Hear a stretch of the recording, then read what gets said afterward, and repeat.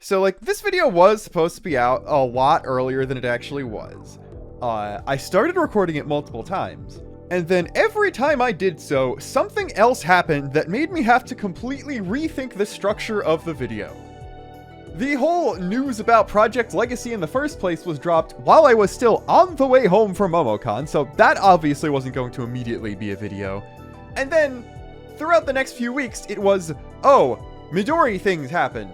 Then, oh, the Direct is going to be soon. I will wait until after the Direct. And then, oh, it is officially pure over. So, this is probably version 4 of the video. I'm not doing another one until we get another announcement about games. So, like, this is going to be the last speculation thing, probably until the September Direct, if there even is one anymore. Anyway, I don't think I will need to spoil any Xeno games this time. We're just talking about the things that MONOLITHSOFT is definitely cooking. Now, you may be thinking there's zero reason to be making this video at all anymore, because Legacy was dropped as the alleged development codename of some new MONOLITHSOFT project by the leaker Midori, and in between then and now, certain things about the leaker Midori and the correctness of some information imparted by that individual have come to light.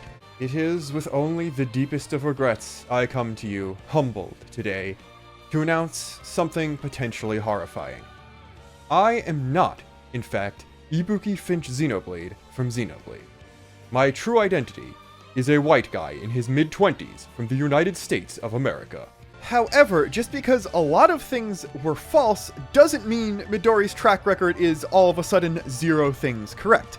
Like, yes, the old Sega and Atlas stuff that ended up being 100% true and people were able to pinpoint exactly where the rumors first came from, being correct is a very different story from, like, the more newer Nintendo and Square things that were allegedly leaked by Midori, but other leakers and insiders, including, I believe, the people who called Midori out in the first place, did agree that a set of 4 or so Nintendo development codenames were in fact true, and were able to verify where they could have been gotten from. Now, I don't really want to talk about any of them besides Legacy, because that is the MONOLITHSOFT one, and I like the MONOLITHSOFT games more than the other games Nintendo makes. But it is worth mentioning that at least one of them suggested a new Mario Party was in development, and, well, a new Mario Party was just revealed, suggesting that, yeah, maybe there is a grain of truth to that. I believe 2 of the other ones were along the naming conventions of Splatoon and Zelda code names, and while I don't think you really need a leaker to tell you that Nintendo is going to be working on more Splatoon and Zelda games, there was also a new Zelda game revealed recently, at the same time as the new Mario Party game. Now, that's not really saying much, because everyone was thinking that it was about time for a 2D Zelda, and I believe the codename was implied to go along with the other rumors about the enhanced edition of Breath of the Wild that might be coming out with the Switch 2, so that is something that could completely debunk everything I'm talking about today, but there's still enough reason to believe that, yes, this project is real and at some point in development, probably further along than you think. But there wouldn't really be much of a video if all I said was, yes, MONOLITHSOFT is working on a new video game, now that Future Redeemed and Tears of the Kingdom are both over a year old. So we're gonna do some actual speculating on what this thing could be. The most interesting thing about it is that it is almost certainly not a new Xenoblade game, because this doesn't follow any of the naming conventions for the series so far.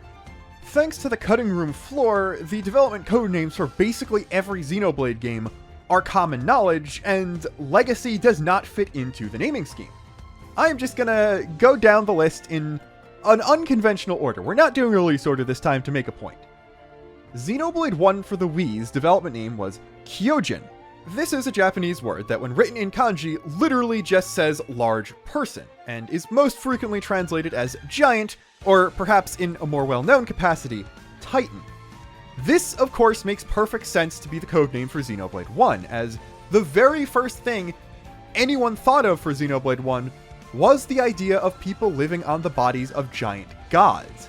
And in fact, the Japanese name of the Bionis is even a play on the word Kyojin, as it is called the Kyoshin, replacing the kanji for person with the one for god. And yeah, if you've played Xenoblade 1, this is actually kind of really funny.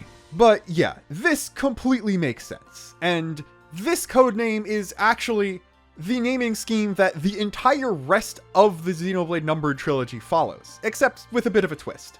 Skipping a couple entries just for clarity, and because I'm going to go back to them later, we're going straight to Xenoblade 2.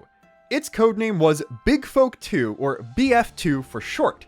And yeah, this is just taking Kyojin, translating it into English, applying a very small amount of poetic license, and then adding a 2 because it's Xenoblade 2. This, using Big Folk instead of Kyojin as the base for every name, is what they used basically for the rest of the trilogy. So, Xenoblade 3 is Big Folk 3 or BF3. Xenoblade Definitive Edition is BFSW or Big Folk Switch.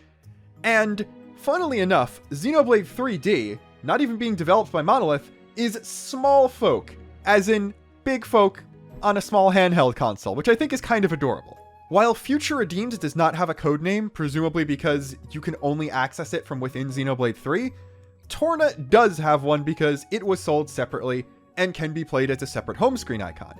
Its codename isn't like Big Folk 2.5, it's just Ira, or the Japanese name for Torna. You might have noticed that I skipped Xenoblade X here, and that's for very good reason, because it does not follow the Kyojin Big Folk naming scheme because, well, it doesn't have anything to do with Titans, why would it? Unfortunately though, this game was the source of a lot of coping. People were thinking, oh, it's called Legacy.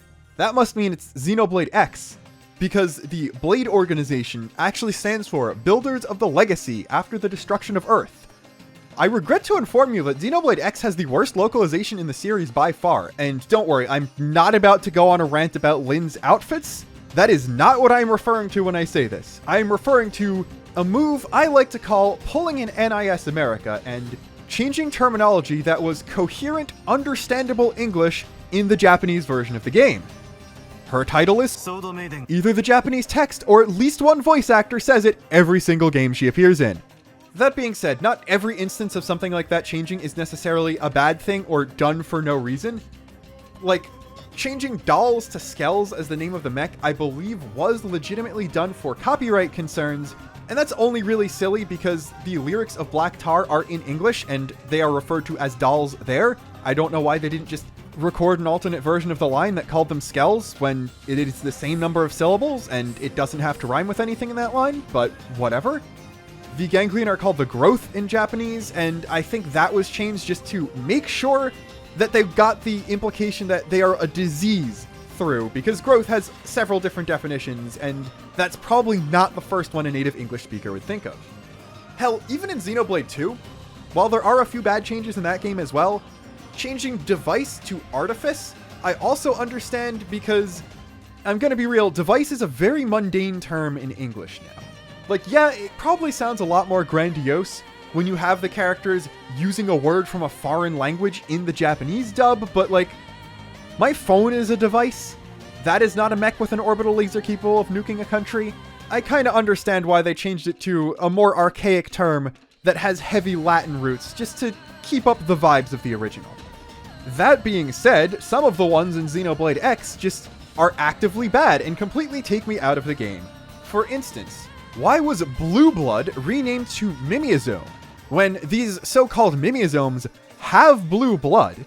The term blue blood, or BB, is written in English on multiple textures that were not altered for the English version of the game, and oh yeah, Mimiazomes have blue blood, which means they're not even mimicking what they're supposed to be mimicking completely, so giving them a name based on the word mimic or mime doesn't make sense in universe in the first place.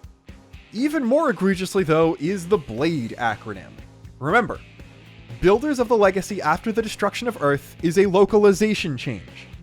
And the acronym I'm about to tell you is not a translation from a Japanese acronym from the Japanese version of the game. This acronym is presented in English in the Japanese version of the game. And it is, and I quote, Beyond the Logos Artificial Destiny Emancipator. Now, if you've played X, you're probably already noticing a few thematic things that were just completely removed in the localized version of the acronym. But, if you've played some other Xenoblade games, you might be noticing the word logos there. And like, if you're of the opinion that Xenoblade X is being connected to the main trilogy now, The word logos there is probably done intentionally, because they were working on other games at the same time they were working on X.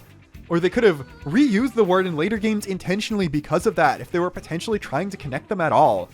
And you might be thinking, there's going to be a major problem if that logos becomes important at any point, because it doesn't exist in the English version of X. And if that's where the connection is drawn from, what are you supposed to do now? You gotta make up something new for the connection, because they decided to make up something new for no reason in the localized version of the original X game. All this goes to say, legacy is only an important word to Xenoblade X in the localization. So the Japanese developers at Monolith, who came up with an acronym for Blade that does not use the word legacy, would not be using the word legacy as the codename for another Xenoblade X game. And for additional proof, the original Xenoblade X's codename was Space Travel or Space T. So presumably a port of Xenoblade X to the Switch would be Space Travel SW, similar to the Xenoblade Definitive Edition one, or STSW. And I'm going to guess that if Xenoblade X gets a Switch 2 port, it will be ST and then 2 more letters that are whatever an abbreviation for the new system's name is. Like if it's just called the Switch 2, it would be STS2. And if X were to get a sequel, it would be Space Travel 2. Legacy has nothing to do with Xenoblade X. All that being said, this could still be Xenoblade 4. And that's simply because Xenoblade 3 and Future Redeemed were the end of an arc for the series. So maybe they would change the codename as an internal indication that they're moving on to something new. Especially because Kyojin Big Folk is named after the Titans, and the specific storyline revolving around the Titans was fully concluded in 3 and Future Redeemed. So it would make sense, basically this more than anywhere else in the series, to change the codename. Especially if the next game isn't Xenoblade 4, but Xenoblade some subtitle instead of a specific number. That way, they wouldn't then have Xenoblade 5 be Legacy 2, which would just get kind of confusing. Now, if Xenoblade X is actually Xenoblade 10, that's a different story, but we're like 6 games away from having to worry about that, so I wouldn't be too concerned for Monolith. I'm going to push my agenda here and say that if Monolith is working with Bandai Namco on a Xenosaga remaster or remake, Legacy would be a very appropriate codename for that. That being said, after Midori was like, Monolith is doing this thing, there was an extended commentary and conversation with a bunch of people on Twitter where it was revealed that allegedly Legacy is being worked on with Nintendo only and is specifically not Xenosaga. But it was kind of a big deal that Midori was intentionally embellishing and lying about things that were legitimate information post coming back after taking a hiatus. So really the only thing about Legacy we know is real is that the codename is probably real. So we can take anything about it not being Xenosaga or not being worked on with anyone outside of Nintendo with a grain of salt. In fact, it also seems like all of the codenames that were discovered are ones for projects that are nearing or already complete. And because of the assumption that I've always had that Xenoblade 3 was basically done when it was first shown off, and then its release date was moved up, the next Xeno project is also probably nearly done already and will be a Switch 2 launch title, more so if it's some form of re-release and not strictly Xenoblade 4.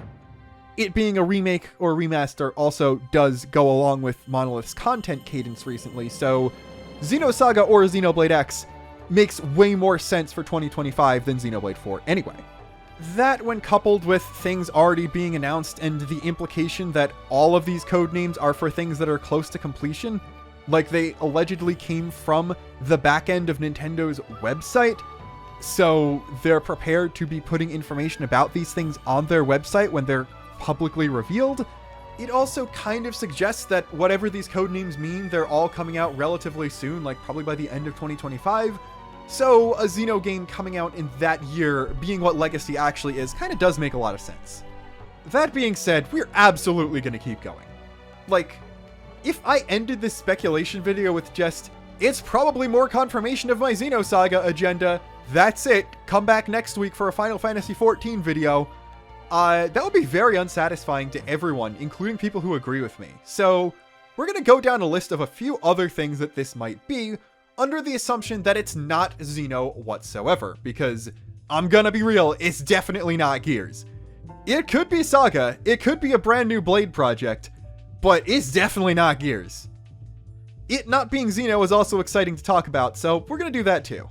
Also gonna get this out of the way, it is definitely not a Zelda game, as Legacy does not fit the Zelda codename scheme as well. Those either just have Zelda or a derivative of it in the name itself, or are based around playing cards, like Jack, Queen, King, that kind of thing, or derivatives of that. Skyward Sword HD is Shoebill because of the Loft Wings, and that's pretty funny. But either way, Breath of the Wild is U King, and Tears of the Kingdom is EX King, with the rumored Breath of the Wild enhanced version being U King O. So Legacy just doesn't fit that whatsoever, even though it is an important property that is developed in collaboration between MONOLITHSOFT and Nintendo EPD. I spent a lot of time looking at the portfolios of various Monolith employees, especially ones who had a senior position on various games the studio developed, and ones that are listed as important representatives or members of the board on Monolith's actual website, so we're going to start by going down the website list in order first. The first listed person is Hirohide Sugiura, who is the CEO of MONOLITHSOFT, and as such, is more focused on the business side of things, though he is credited in basically every game the studio has developed. He's a producer or executive producer going all the way back to Xenosaga Episode 1, and additionally has special thanks credits on the Smash games that Monolith touched, Dirge of Cerberus Final Fantasy VII, as well as Breath of the Wild and Tears of the Kingdom. Next is Tetsuya Takahashi, and I don't really know what else to say here other than the obvious. If Legacy is Xenoblade 4 or Xenosaga, he is working on it. If Legacy is not one of those things, he is most likely not working on it, because he is busy directing one of those. Next is Tadashi Nomura, who is listed as a director in MONOLITHSOFT, but doesn't have any directorial roles on any games. His roles in Monolith's games are all in publicity or production and support. It does seem like he's primarily working on the Zelda side of things, as he has special thanks credits on Breath of the Wild and Tears of the Kingdom, but his last production credit is as X's general producer.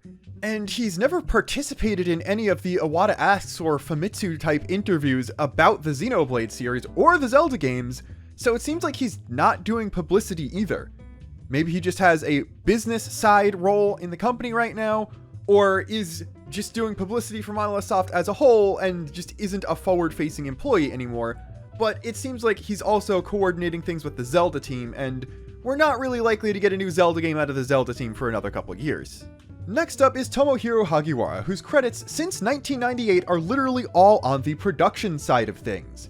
This includes every Xenoblade game since 2, including 2023's Future Redeemed, and also from 2023 he has a special thanks credit on Tears of the Kingdom, suggesting that either whatever he's working on next is still early in development, or, again, it's another Xeno thing.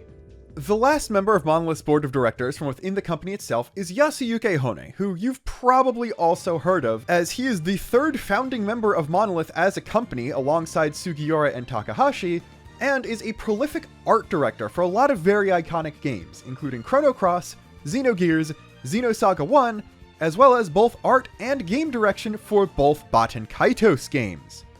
Despite all this, his credits have kind of dried up in recent years. His last non-special thanks credit is just for artwork on Xenoblade 2, and before then he was the map graphics supervisor on both Project Cross Zone games, the second of which released in 2015. While he is credited on the recent Baten Kaitos HD remasters, it is purely as a supervisor role, as in he oversaw the remastering and porting process, but as this is mostly just a remaster and port, and there aren't very many changes whatsoever, there wasn't really a lot of involved development things, and there are only 2 2020s era MONOLITHSOFT employees in the supervisory section there. In fact, every other MONOLITHSOFT credit is contemporary to when the games originally released because, wow, they actually credited everyone who worked on the original versions of the games when they did this. Isn't that crazy? Anyway, Hone is listed 10 times in the credits for the Baten Kaitos remasters, and only one of those is for his actual recent work on the series. He does have a special thanks credit on Tears of the Kingdom, but that seemingly was just for intermittent concept art. So either he is just generally stepping back from game development and not doing as much work on that side of things, or he's been cooking something for a very long time that's only now getting close to seeing the light of day. It's very likely that the only game he would actually step back into the director's chair for would be Baten Kaitos 3, as the first two are the only games he did game direction on. He's only been an art director otherwise, but also I really like his art style, so I hope Monolith makes another game with his art style eventually. The next person on the board is Keisuke Terasaki, who is a Nintendo employee and not a MONOLITHSOFT one. He's a producer that appears to be a liaison with Nintendo when other studios, ones they own or ones they don't, are working on their IPs. And while he is associated with MONOLITHSOFT, the last Monolith game he has a production credit on is actually Xenoblade 2. Since then, he's worked on a lot of different games from a lot of different developers, from Camelot to Sega to Alpha Dream, but his most recent two credits are Origami King and WarioWare Get It Together, and before then was project management on Luigi's Mansion 3, so he might be more working with Nintendo's North American studios currently. Next is Daiki Iwamoto, who's worked almost exclusively on the Zelda series his entire career. He started as a programmer, but is now primarily working in planning and production, though he did also direct Wind Waker and Skyward Sword HD. Most relevantly, he was a planner on the original Skyward Sword, assistant director of Breath of the Wild, and assistant producer of Tears of the Kingdom, the three Zelda games Monolith had the most involvement in, so again, there's no real surprise to see him on that board of directors. Lastly is Masanori Onitsuka, who I don't even have an image for, and he's also listed as an auditor and not member of the board of directors, so he is just a corporate guy from Nintendo who oversees that kind of thing on Monolith's end. Nothing game-wise to talk about here. Now that we're done with Monolith's most senior employees, I'm going to talk about a few other people who had relatively high-up roles on recent games, and whether or not they might be working on some non-Xeno, non-Zelda project. First off is someone I'm sure you've heard of, Ko Kojima, who is a very important person for the Xenoblade series, as he's been a director on every game except kind of Future Redeemed and Future Connected. Takahashi's primary role on the series is executive director, which to me suggests he doesn't directly oversee things on the game design side of things, as his initial background is in art, and he's also heavily involved in the story and that kind of thing, while Kojima's initial credits are for game design related things, and he is also credited as game design for Xenoblade 1 and X alongside his directorial role. Again, if Legacy is Xeno, he is working on it. If Legacy is not Xeno, he is not working on it. Nothing much else to say there. The other person who is a director for every Xenoblade game is Genki Yokota, who is a Nintendo employee and primarily works as a director with Nintendo-published RPG franchises developed outside of the EPD sphere. His first credit as such is on the original Fossil Fighters in 2008, and since then he's had a director role on every single Xenoblade game and a director or producer role on every Fire Emblem game since Awakening, as well as actually being credited as a supervisor for Tokyo Mirage Sessions, meaning he was at Atlas for a bit while also working on Xenoblade X. While their recent credits are similar, Yokota's odds of working on Legacy are a bit different than Kojima's.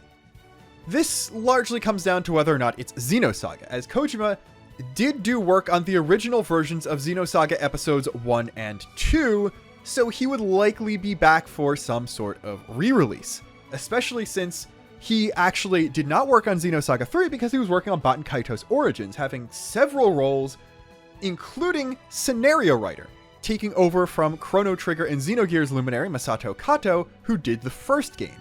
And actually, Kojima is the only other contemporary Monolith employee, alongside Hone, who did supervision for the HD remasters. And seeing as how he did that for very bare bones HD remasters of games where he only worked on one of, he's likely to have an even more involved role with any sort of re-release of Xenosaga, since he worked on 2 out of 3 of those. Yokota, on the other hand, is not likely to really have done a lot with any Xenosaga thing because he didn't work on the original, and that would be primarily developed between MonolithSoft and Bandai Namco, with less Nintendo involvement if they even touch the project at all.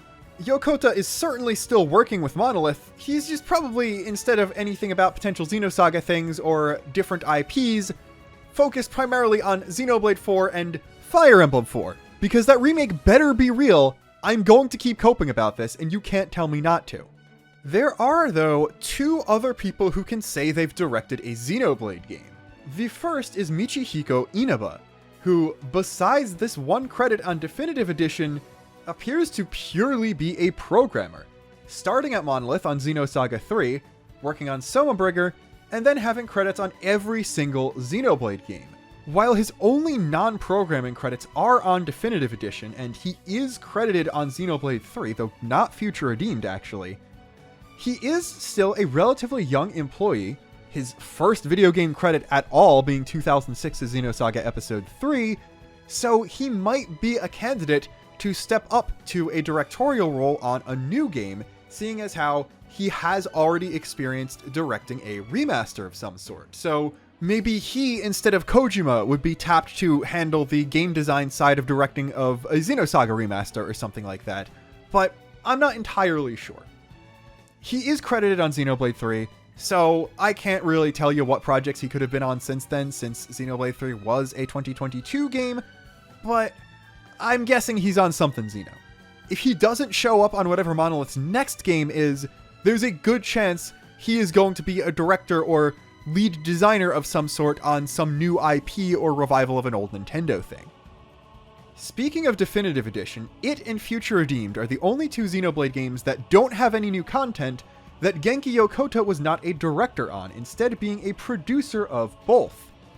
Taking his spot on the Nintendo side of both of them is Yuki Sakamoto, who got his start in localization, debug, and coordination, before stepping up to directorial roles, starting with being the assistant director of Tokyo Mirage Sessions, weird that that's popped up twice now, as well as being the director on the Nintendo side for Definitive Edition, including Future Connected, as well as Future Redeemed. Like with Inaba, Sakamoto is relatively younger, getting his first credit on Pokepark Wii in 2009, and has fairly recently, as in within the last 10 years, stepped up to directorial roles. So it's likely that we will see him as a director on projects again, just not necessarily working with Monolith. Though I do think teaming him and Inaba together, or him and a couple other people on the Monolith side I'm about to talk about, might make sense if they do multiple Xeno projects at a time. So we would have the original directorial team of Kojima and Yokota directing one of them, while Sakamoto and a couple other younger Monolith staff direct the other. Now, giving the projects to younger staff to direct and develop is what led to Xenosaga 2, but they're doing this a lot smarter already, as all of the younger people have directorial experience primarily on expansions or remasters, and Tetsuya Takahashi stepped back a lot from Xenosaga 2, while he was the executive director of every single game in the Blade series, technically with the exception of Xenoblade 1 3D, so they would still have the oversight and have gotten more practice at this kind of thing, so I'm not worried about them primarily helming a project in the future. Okay, so that is the Monolith director for Definitive Edition out of the way, and the Nintendo director for DE, Future Connected, and Future Redeemed. What about the Monolith directors for those two expansion stories? Well, we're actually going to start with Future Redeemed, because the Monolith side director of that was Masahiro Iwamoto, who is yet again another relatively young Monolith employee directing for the first time fairly recently. He was present in an interview directed at graduates interested in applying to Monolith, and while he wasn't hired directly out of college, he was directly out of vocational school when he joined, with his first project with the company being Disaster Day of Crisis, and after that working on every single Xenoblade game. He started out on Xenoblade 1 as lead level design People, then on X as lead level design Missions and NLA, field planning on 2, just planning in general on Definitive Edition, field planning on Base 3, and then directing Future Redeemed. And honestly, knowing that a level designer was elevated to the director's chair for Future Redeemed makes a whole lot of sense if you really think about it for 5 seconds. So yeah, once again, The next thing he works on is probably going to be a Xenoblade thing, but he did a great job on Future Redeemed, so I'm more than willing to let him cook again. All that being said, and for the first time in its existence, Future Connected is the more interesting thing to talk about than Future Redeemed, as its Monolith side director has not been credited on anything since then. This is Shigekazu Yamada, who, after working on Killer 7 of all games, started at MONOLITHSOFT on Skyward Sword, and is also credited on Xenoblade X, Breath of the Wild, and the base game of Definitive Edition, in addition to directing Future Connected.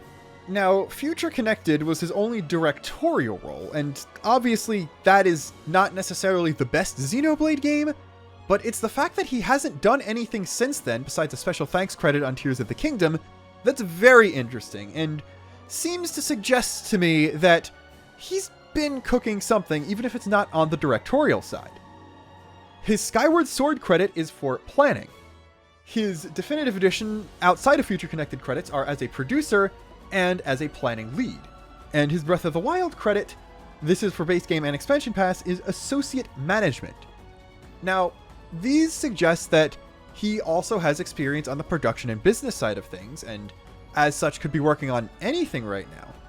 Except, his credits on Xenoblade X are very different. Level design field, and social system design lead. So we have a Xenoblade X level and social system designer who has not been credited on a game since 2020. This is probably the biggest piece of evidence for Monolith working on something Xenoblade X related, just in general. And when coupled with the fact that one of Monolith's more recent recruitment pushes was looking for people with experience with online games, suggests that he might be using his social system experience alongside new recruits to work on some kind of game with online features. Now, this doesn't necessarily have to be Xenoblade X, but I struggle to think of what else they would have MONOLITHSOFT specifically working on that isn't one of those things. Now, I would love a Xenoblade X MMO, but that seems highly unlikely. And honestly, there's a non-zero chance that they're getting this guy who developed this whole kind of thing to make Switch 2's online service less poopy garbage, but I don't really know what to say here. There is a very good chance that whatever project Yamada is working on is Xenoblade X or a new IP that involves online features.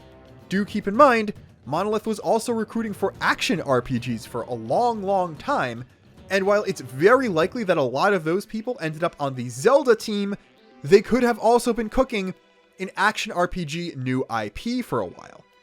While yes, that concept art they showed off many years ago did likely just come from concept artists thinking of things and not for an actual game pitch, or was very vague Zelda stuff, we do also know that Monolith, at least around 2's time, was pitching a lot of games to Nintendo, but only Xenoblade projects got approved, and maybe now, only with the excess of Xenoblade 2, 3, and the Zelda games, are allowed to spread out and do more things like Xenosaga or a new IP. So I'm very excited for Yamada's online game, because whatever it is, it's going to be one of the most functional online games Nintendo has released in years.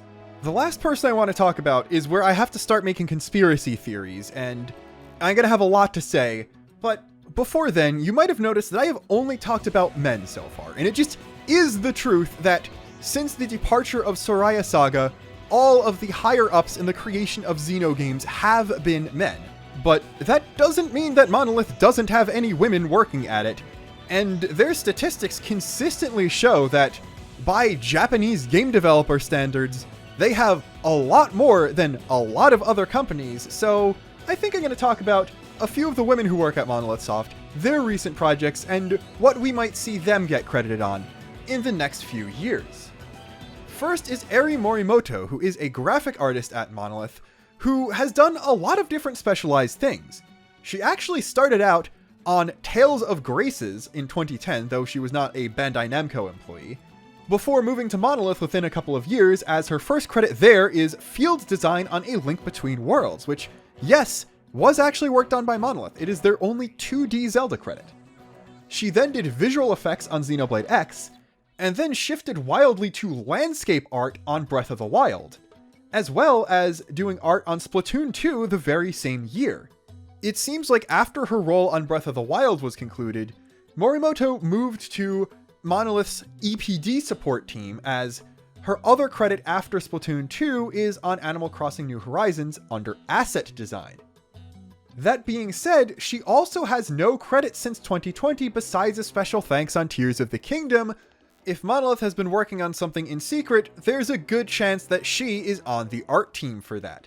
Now, what specifically she would be doing, I don't know. Her credit on Tales of Graces is for event motion, and she's also been credited as an effect artist, a landscape artist, and an asset designer. So who really knows what she will actually be doing on whatever her next project is. But with her having worked on this many games with diverse genres and art styles for over a decade with Monolith, she might also be a good candidate for showing up in a more senior position down the road.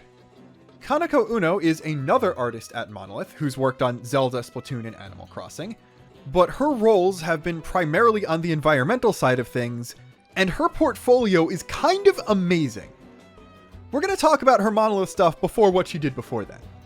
She's credited on Splatoon 2, the Octo expansion, and Splatoon 3's expansion pass under just art in general, landscape art on Breath of the Wild, asset design on New Horizons, and landscape modeling on Tears of the Kingdom. So since joining Monolith, you can pretty easily see what she worked on. Breath of the Wild and Splatoon 2 likely at the same time, the Octo expansion, New Horizons, Tears of the Kingdom, and then after Tears of the Kingdom was done, the Splatoon 3 expansion pass. Before then, though, her credits include We Play Motion, then immediately after Metal Gear Rising: Revengeance, then immediately after Bayonetta 2, then immediately after Transformers Devastation, then immediately after Teenage Mutant Ninja Turtles Mutants in Manhattan, then immediately after The Legend of Zelda Breath of the Wild. So that's honestly amazing. I don't really have anything else to say. She is unlikely to show up on a new Xeno game, given the Nintendo games she's worked on already, but she's likely to be there on the next Zelda and next Splatoon that Monolith works on.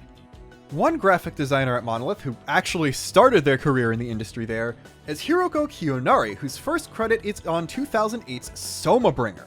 While she did do some art primarily in UI on Xenoblade 1 and X, most of her credits are with other Nintendo properties, though before Xenoblade was ever a thing, she did work on Dragon Ball Z Attack of the Saiyans. She's actually had her hand in 4 different Nintendo IPs. For Zelda, A Link Between Worlds and Breath of the Wild. For Animal Crossing, New Leaf, Happy Home Designer, and New Horizons. For Splatoon, 2, Octo Expansion, 3, and 3's Expansion Pass. And then, we have finally done it. We found a MONOLITHSOFT employee who worked on Pikmin 3, as she is credited there for character design. Now, out of all the games MONOLITHSOFT has worked on, the ones that were published by Nintendo fall under exactly 8 IPs. I am no longer counting Baten Kaitos under this, as the remasters were published by Bandai Namco and released on a platform other than the Switch. So while they did publish the GameCube version of Origins, Baten Kaitos is not a series they have any direct involvement in anymore. These 8 IPs, in order of the first release in them that Monolith worked on, are Super Smash Bros., Soma Bringer, Disaster Day of Crisis, Xenoblade, The Legend of Zelda, Animal Crossing, Pikmin, and Splatoon. Kiyonari is credited on 6 out of 8 of these IPs, only missing out on Smash and Disaster Day of Crisis, the latter of which released 7 months after Soma Bringer and must have been in development at the same time. And again, Soma Bringer was Kiyonari's first credit on a video game, period. Genuinely, I don't know if we're going to be able to find a Monolith employee who has worked on more than 6 Nintendo IPs because, well, none of the board members have that besides the ones that actually work for Nintendo. I know I have only been talking about artists so far, but the last woman I would like to highlight is Takako Shijo, who is on the production side of things, just never having a high up enough role to be considered as a headliner for any of Monolith's projects, and she is primarily working on the Xenoblade series. Her first credit is actually as an assistant director on Xenosaga 3, before taking on the role of production management, basically for the rest of her career, working on Disaster Day of Crisis, every Xenoblade game including 3D, and Breath of the Wild. She works on the Xenoblade series in a fairly high up role, so I think I know when we're gonna see her next. It's the next Xeno thing. Even if that's Xenosaga, she might be there, because she had a fairly high up role on Xenosaga 3 as well, and if they do more than straight remastering, they're gonna make all 3 Xenosaga games play like Xenosaga 3, so I think she would have a lot of good input on that kind of thing. Anyway, 40 minutes into the video, it is time to start the usual Luxon conspiracy theorizing, because I have one more person and one more possibility for what Project Legacy might be to talk about. I want this to be the ending segment of the video because it is pretty far divorced from everything I've talked about so far, so I'm going to review all the possibilities I've brought up to this point now instead of waiting until after I talk about this stuff. Basically, assuming Project Legacy is actually real, and it is actually a codename for a project being developed by MONOLITHSOFT and Nintendo, there are many possibilities. You might immediately jump to a new Xenoblade game, but that's highly unlikely. The only scenario in which this is a new game in the Xenoblade series is if it is Xenoblade 4 or something completely unconnected to any previous game in the series, including X, that uses a new codename from what the series has used up until this point to markate the fact that it is so wildly different. It could potentially be a codename for Xenosaga remasters, but we don't necessarily know how involved Nintendo would be with those. It's not a Zelda game, but it could theoretically be Monolith working on a Nintendo IP that they haven't worked on before. My off-the-wall weird pick is for Monolith's Zelda team to work on a sequel to the mysterious Murasame Castle, somewhat in the vein of Kid Icarus Uprising to those original 2 games. The director of the Baten Kaitos series hasn't worked on a lot of games recently, so there is a chance this could be Baten Kaitos 3, and there have been hints and rumblings that Monolith is working on either an action game, an online-focused game, or some combination of the two that isn't necessarily Zelda or Xenoblade X, so this could very well be a new Nintendo IP developed by Monolith along those lines. All of these are possible. I personally think Xenosaga and new IP are the most likely, but one more possibility remains, and that is that we have actually seen Project Legacy already, because one other game it would make sense for MONOLITHSOFT to develop alongside Nintendo is Mario and Luigi Brothership.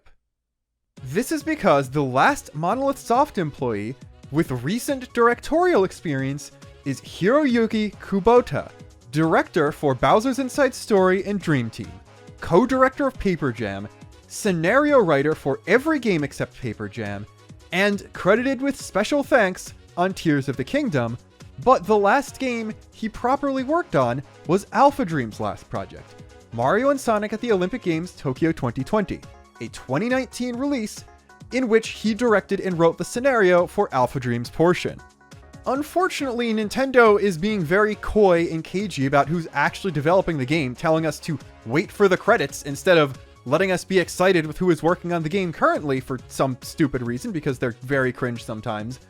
But they have already confirmed that some people who worked on the previous Alpha Dream developed games in the series are going to be working on this one. And personally, I think the director of the 2 best games in the series, who was game design director on Partners in Time, field design lead on Superstar Saga, and wrote all of the games except for the worst written one, is a very good person to be one of the first people you tap when you want to get a new Mario and Luigi game made. He is reasonably close to being that series' version of Tetsuya Takahashi, so basically either Kubota, a MONOLITHSOFT employee, is working on the game, or it is very likely to not be a good game. Now, I said all that, but we do absolutely need to consider where all of the other Alpha Dream developers went to. In addition to Kubota, there are at most 3 other people who might have gone to MONOLITHSOFT based on credits on later Xenoblade games and Tears of the Kingdom, but many more people went to other studios, many of which are outside the Nintendo sphere in general. At least a dozen people went to ILCA, as many of them have credits on One Piece Odyssey, a 2023 game, and a lot also seem to have gone to Arzest, because many have credits on the original Apple Arcade version of Fantasian, and some of those are also credited on Sonic Superstars, another 2023 Arzest developed Apple Arcade game. We can almost certainly count Arzest though, as while they did develop the giant battles in the Bowser's Inside Story remake, Sonic Superstars was a 2023 game, and although they did work on that alongside Sonic Team, I don't think the studio is big enough and prominent enough to follow that up with a home console RPG release a year later, especially because Superstars in 2023 is coming off of releasing both Balan Wonderworld and Fantasian in 2021. ILCA, on the other hand, is very, very likely. First, you absolutely need to not hold Brilliant Diamond and Shining Pearl against them. That was them working on Pokemon Company timeframes with assists from Game Freak. The very next game they made was One Piece Odyssey, a turn-based RPG about a very goofy, cartoony manga where all of the Straw Hat Pirates had a different technique used for overworld navigation, and also, more importantly, it released on current-gen systems like PS4, PS5, PC, Series X, and Series S, and actually looked like a game made for those systems. So yeah, I think if they are given a Mario and Luigi game, they could probably pull that off. Basically, a lot of people are saying that Brothership has to have next level games involvement simply because the animations look like that, and while yes, that would be cool, Next Level has never worked on a Mario and Luigi game. I think at most one Alpha Dream employee went there, and well, any arguments that ILCA couldn't do something that looks like that are pretty much completely debunked by they made a One Piece game. The only real potential issue with this is that after One Piece Odyssey in 2023, they also worked on a 2024 game, Sandland, meaning that's two fairly big IPs right next to each other, but also that not only were they trusted with Eiichiro Oda's art style, they were also trusted with Akira Toriyama's art style, and they managed to pull that off on systems way more powerful than the Switch with no problem, so I think they're gonna be fine with the jumpy Italian guys. Those two into Mario and Luigi 3 years in a row might sound like a lot, especially since they've also apparently put together a team to work with a new Ace Combat game with Bandai Namco, but ILCA currently has almost 400 employees, and previous Mario and Luigi games only had like 80 people working on them in total, so if the dozen or so Alpha Dream people, along with a few graphic artists and animators, work alongside Nintendo, I think there'd still be more than enough time to do this. But yeah, we've just been talking about Monolith. What about the rest of Nintendo?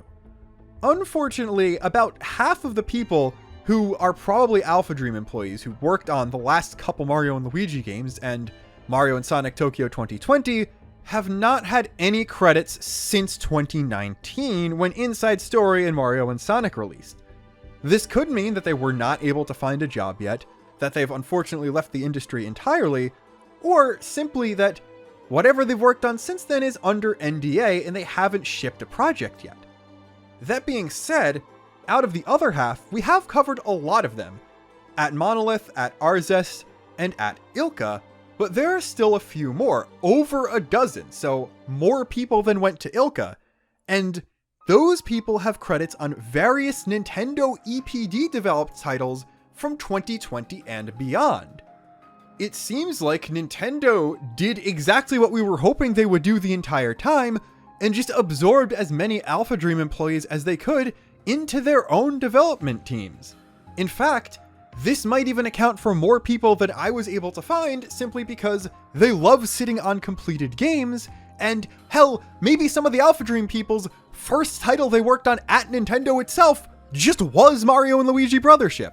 This raises what is, in my opinion, the most likely scenario for the game.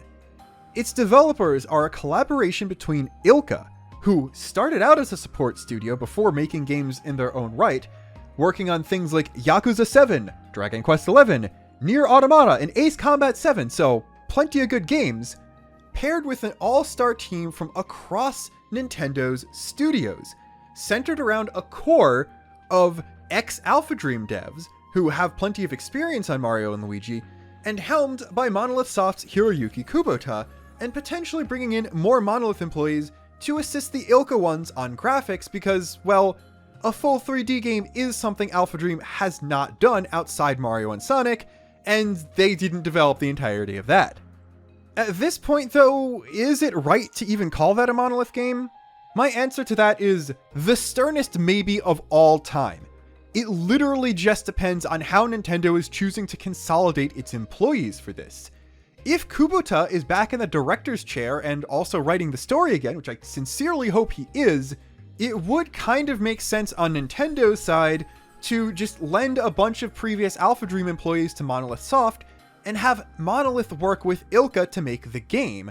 And given the themes of brothership, Legacy is a somewhat reasonable codename for it, which could potentially be different from the ones previous Mario and Luigi games used purely because different studios are making it now. On the other hand, if Nintendo's just bringing together a bunch of people from across their EPD studios, it would probably make just as much sense to just bodge together a new Nintendo EPD team specifically for this project and maybe keep them together for future RPGs. This also discounts other potential possibilities like Camelot finally being freed from Mario Sports Jail to make another turn-based RPG on a series that used to be on handheld, which is also fairly possible. They have made 3D games starring Mario characters with a lot of big animations from the ground up, or even Goodfeel, who helped with the Dream Team's giant battles, doing some assists on the visuals. There are paths that don't involve ILCA, there are paths that don't involve Monolith purely because Kubota won't be there, and there are paths that I haven't thought of at all yet, so anything is possible. Ultimately, I think Legacy is either Xenosaga or a new IP, but there are a lot of interesting possibilities for what it can be, and I really can't wait to see what it is. Oh, and seriously, don't worry about a Mario and Luigi game taking work away from Xenoblade. It is confirmed that Monolith's Xenoblade team was working on Torna Definitive Edition and 3 at the same time for a little bit, and that was before hiring like a triple-digit number of new employees, many of which went to the Xenoblade team, so I think it's fine. They can definitely be working on Xenosaga, Xenoblade 4, and X at the same time, and those games will definitely release in that order, mark my words. Until next time though, this is Luxon, signing off.